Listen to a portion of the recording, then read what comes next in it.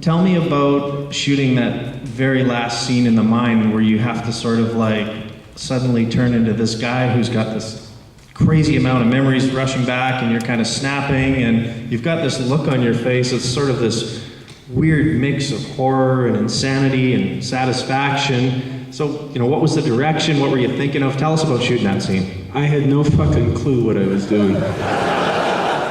No, that's honest. I was a very young actor. I didn't continue in the profession. Somehow it survived my absence for 29 years. George, we shot some of those scenes in a set in Montreal, didn't we? Some of the payoff scenes at the end? Okay, I'm misremembering that.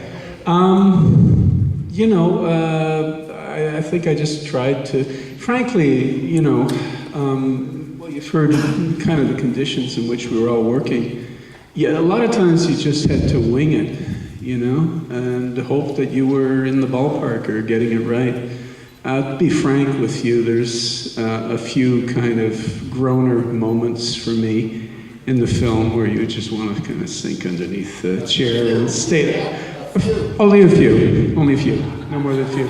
But, it was fun to watch it tonight. I think we got it right a lot of times, and I was saying to George earlier, for me, one of the really, I think, best creative, I'm a filmmaker now myself in animated film, one of the best choices the folks who made this film made was to shoot it right in that little town of Sydney Mines, Nova Scotia.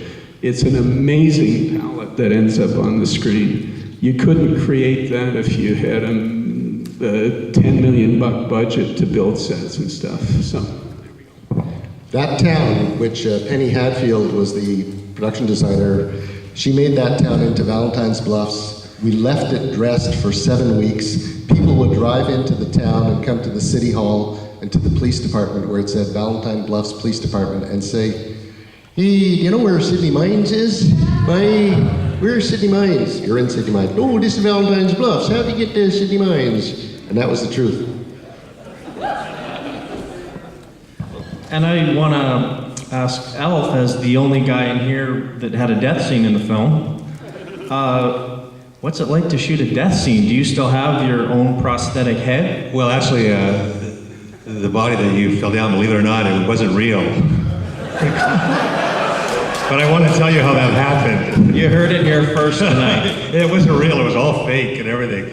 I got a call from George, he was in Montreal, saying, listen, we got to send you down to Los Angeles. We need to have a full body cast of you made with your head, everything. So I'm going to meet you at the airport and we need to discuss this. So sure.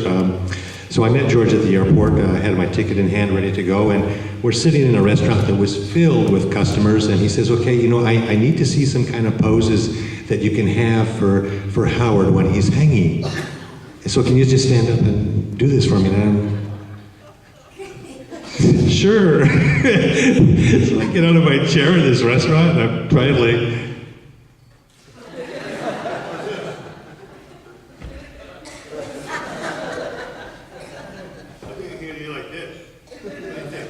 this went on.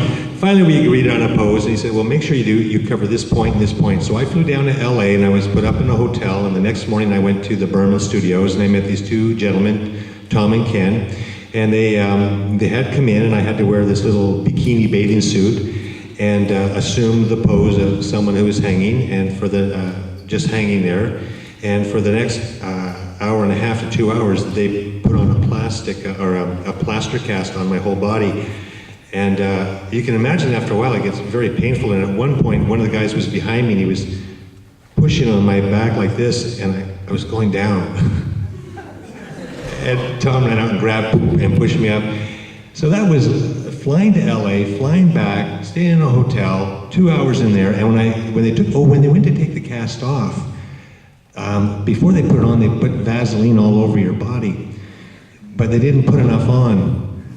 So when they came to remove the cast, they had to put their hands under the cast and start pushing it away from my chest. got a little bit of hair there, and it was ripping out. And then when they got down here, it was ripping out. And by the time I got finished, I had patches of hair missing from my body, and I was in a lot of pain, and I was really trying to keep the tears back and being a real man about it.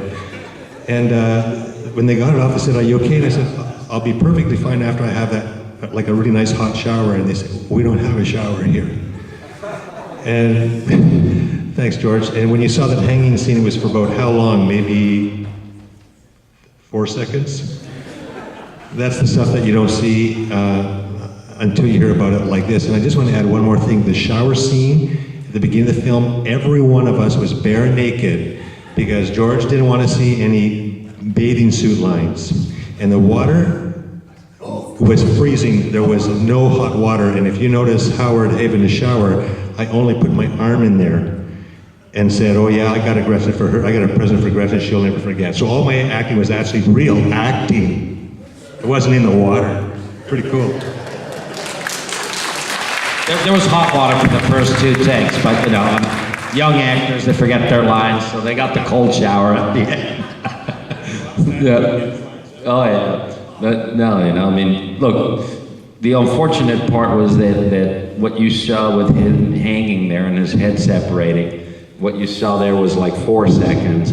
We were intending to give you at least a good 30 seconds worth of thrills and spills and chills. You actually saw the next stretch, and you saw and you saw the eyeballs and so on. Unfortunately, that's all that's left there now. I mean, one of the things that is, you know, to me, the most disappointing in it is the work that these guys, Tom Berman and Ken Diaz, which were so totally groundbreaking, state of the art, and this is what we really, you know, this was the movie, this was the mandate we needed to do.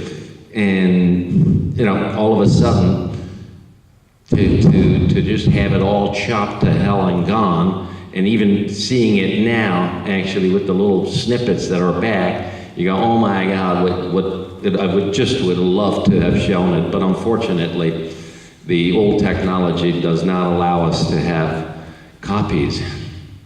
You know, so unfortunately, it's in our heads, the few of us who actually saw it all. But you know, maybe one day I'll do a comic book. I'm in for that. That sounds great.